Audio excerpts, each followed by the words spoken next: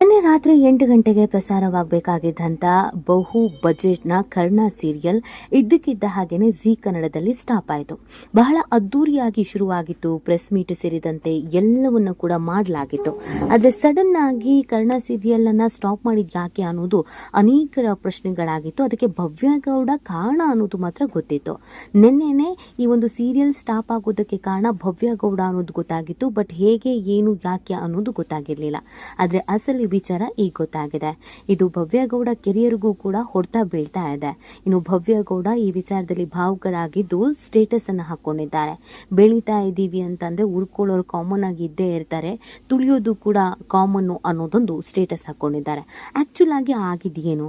ಭವ್ಯ ಗೌಡನ ಮೇಲಿನ ಹಠಕ್ಕೆ ಈ ತರ ಮಾಡಿದ್ರ, ಅಥವಾ ಇನ್ಯಾರದ್ದೋ ಮೇಲಿನ ಸಿಟ್ಟಿಗೆ ಭವ್ಯ ಗೌಡ ಬಲಿಪಶು ಆದ್ರ?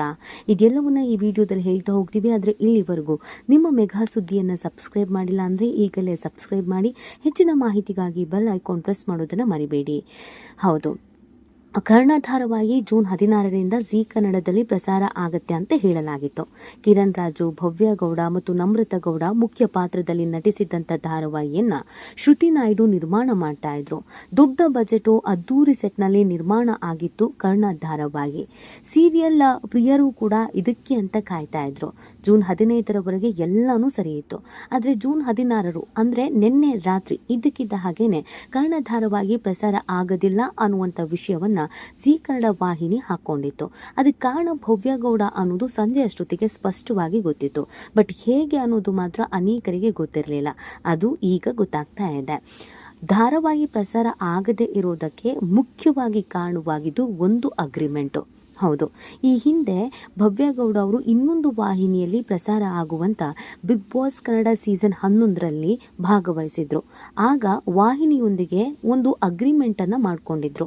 ಆ ಅಗ್ರಿಮೆಂಟ್ನ ಅವಧಿ ಇನ್ನೂ ಕೂಡ ಮುಗ್ದಿಲ್ಲ ಅಂತೆ. ಒಪ್ಪಂದ ಮುಗಿಯೋವರೆಗೂ ಭವ್ಯ ಬೇರೆ ವಾಹಿನಿಗಳ ಯಾವುದೇ ಶೋ ಅಥವಾ ಧಾರಾವಾಹಿಗಳಲ್ಲಿ ನಟಿಸೋ ಹಾಗಿಲ್ಲ.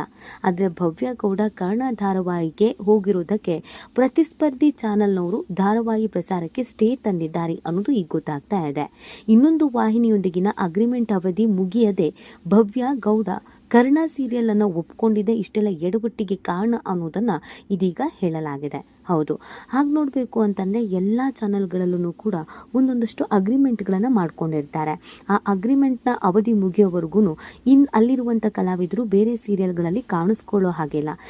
ಅಂದರೆ ಈಗ ಒಂದು ಸೀರಿಯಲ್ನಲ್ಲಿ ಮುಖ್ಯ ಪಾತ್ರ ಅಥವಾ ಯಾವುದೋ ಒಂದು ರೋಲ್ ಮಾಡ್ತಾ ಇರೋರು ಇನ್ನೊಂದು ಸೀರಿಯಲ್ನಲ್ಲಿ ಇನ್ನೊಂದು ಪಾತ್ರವನ್ನು ಮಾಡೋ ಹಾಗಿಲ್ಲ. ಮೊದಲೆಲ್ಲ ಮಾಡ್ಬೋದಿತ್ತು, ಅವಕಾಶ ಇತ್ತು. ಆದರೆ ಈಗ ಕಾಂಪಿಟೇಷನ್ ಯುಗ ಆಗಿರೋದ್ರಿಂದ ಈಗಾಗಲೇ TRPಯಲ್ಲಿ ಎಲ್ಲ ಚಾನಲ್ಗಳು ನಾವೇ ಮೊದಲು ಅಂತ ತುದಿಗಾಲಲ್ಲಿ ನಿಂತಿರುವಾಗ ಜಿ ಕನ್ನಡದ ಎಲ್ಲ ಸೀರಿಯಲ್ಗಳು ಟಾಪ್ 1 ಸ್ಥಾನವನ್ನು, ಟಾಪ್ 2 ಸ್ಥಾನವನ್ನು, ಟಾಪ್ 5ವರೆಗೂ ಪಡ್ಕೊಂಡಿದೆ. ಹೀಗಿರಬೇಕಾದ್ರೆ ಪೈಪೋಟಿ ಅನ್ನೋದು ತುಸು ಹೆಚ್ಚಾಗೇ ಇದೆ. ಇನ್ನು ಭವ್ಯ ಗೌಡ ಅವರು ಒಂದು ಚಾನಲ್ ಜೊತೆಗೆ ಅಗ್ರಿಮೆಂಟನ್ನು ಮಾಡ್ಕೊಂಡಿರೋದು ಮುಗ್ದಿರಲಿಲ್ಲ. ಆ ಚಾನಲ್ ಅವರು ಮುಂಚಿತವಾಗಿ ಮೊದಲೇ ಸ್ಟೇ ತರಬಹುದಾಗಿತ್ತು.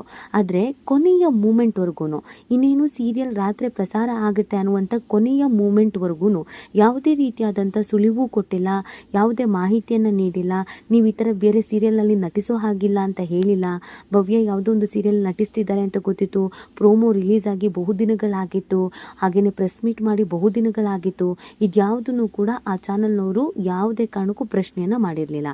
ಆದರೆ ಎಷ್ಟರ ಮಟ್ಟಿಗೆ ಜಿದ್ದು, ಎಷ್ಟರ ಮಟ್ಟಿಗೆ ಹಠ, ಎಷ್ಟರ ಮಟ್ಟಿಗೆ ಸೇಡು ಅಂತ ಅಂದರೆ ಇವತ್ತು ರಾತ್ರಿ ಪ್ರಸಾರವಾಗುತ್ತೆ ಸೀರಿಯಲ್, ಇನ್ನೇನು ಆನ್ ಏರ್ ಆಗುತ್ತೆ ಅನ್ನುವಷ್ಟರಲ್ಲಿ ಸ್ಟೇ ತಂದಿದ್ದಾರೆ.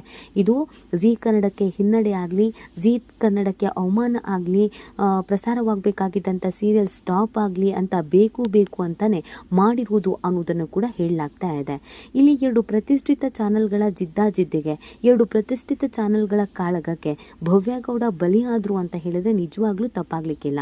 ಭವ್ಯ ಗೌಡ ಮೇಲಿನ ಸಿಟ್ಟಿಗಿಂತ ಹೆಚ್ಚಾಗಿ ಇನ್ನೊಂದು ಚಾನೆಲ್ ಮೇಲಿನ ಕಾಂಪಿಟೇಷನ್ಗಾಗಿ ಎದುರಾಳಿ ಚಾನೆಲ್ನವರು ಈ ರೀತಿಯಾಗಿ ಕಡೆ ಮೂಮೆಂಟ್ನಲ್ಲಿ ಅಗ್ರಿಮೆಂಟನ್ನು ಮುಂದಿಟ್ಟುಕೊಂಡು ಅನ್ಯಾಯ ಮಾಡಿದ್ದಾರೆ ಅನ್ನೋದನ್ನು ಹೇಳಲಾಗ್ತಿದೆ. ಇದರಿಂದ ಜಿ ಕನ್ನಡಕ್ಕೂ ಕೂಡ ಲಾಸ್ ಆಗುತ್ತೆ.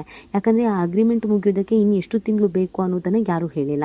ಇನ್ನೂ 1 ವರ್ಷ ಅಥವಾ 6 ತಿಂಗಳು ಅಂತ ಇದ್ದರೆ ಅಲ್ಲಿವರೆಗೂ ಭವ್ಯಂಗೋಸ್ಕರ ಜೀ ಕನ್ನಡದವರು ಕಾಯ್ಕೊಂಡು ಕೂತ್ಕೊಳ್ಳೋದಕ್ಕಾಗಲ್ಲ. ಇದೀಗ 50 ಎಪಿಸೋಡ್ಗಳವರೆಗೂ ಒಂದು ಸೀರಿಯಲ್ ಮುಂಚಿತವಾಗಿಯೇ ರೆಕಾರ್ಡಿಂಗ್ ಆಗೋಗಿರುತ್ತೆ, ಶೂಟಿಂಗ್ ಮುಗ್ದಿರುತ್ತೆ.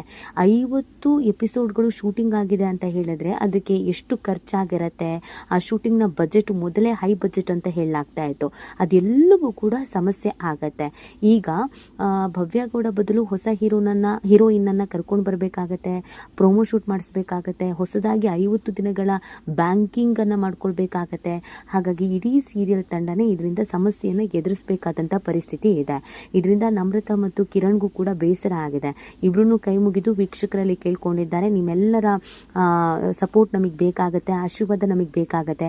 ಹೊಸದಾಗಿ ಶುರು ಮಾಡಬೇಕು ಅಂತ ಅಂದ್ಕೊಂಡಿದ್ವಿ, ಆದರೆ ಈ ಥರ ಆಗೋಯ್ತು, ಇದರಿಂದ ನಮ್ಮ ಕ್ಷಮೆಯನ್ನು ಕೇಳ್ತೀವಿ ಅನ್ನೋದನ್ನು ಕೈ ಮುಗಿದು ಕೇಳ್ಕೊಂಡಿದ್ದಾರೆ. ಇನ್ನೊಂದು ಕಡೆಯಲ್ಲಿ ಭವ್ಯಗೌಡ ಸ್ಟೇಟಸ್ ಹಾಕ್ಕೊಂಡಿದ್ದಾರೆ. ಆಕೆಗೂ ಕೂಡ ತುಂಬ ಬೇಸರವಾಗಿದೆ. ಯಾಕಂದರೆ ಕೊನೆ ಮೂಮೆಂಟ್ನಲ್ಲಿ ತಾನು ಈ ಹಿಂದೆ ಕೆಲಸ ಮಾಡಿದಂಥ ಚಾನಲ್ನವರು ಈ ರೀತಿಯಾದಂಥ ನಿರ್ಧಾರವನ್ನು ತೆಗೆದುಕೊಂಡಿದ್ದು ಅವರ ಮನಸ್ಸಿಗೂ ಕೂಡ ನೋವಾಗಿದೆ. ಹೊಸ ಸೀರಿಯಲ್ ಬರುತ್ತೆ, ಅಲ್ಲಿ ಮಿಂಚ್ಬೋದು, ಹೆಸರು ಮಾಡ್ಬೋದು, ಮತ್ತೊಂದಷ್ಟು ವರ್ಷಗಳ ಕಾಲ ಸೀರಿಯಲ್ನಲ್ಲಿ ಮಿಂಚ್ಬೋದು ಅಂತ ಅಂದ್ಕೊಂಡಿದ್ದಂಥ ಭವ್ಯಗೆ ನಿನ್ನೆ ಆದಂಥ ಆಘಾತ ನಿಜಕ್ಕೂ ಬೇಸರ.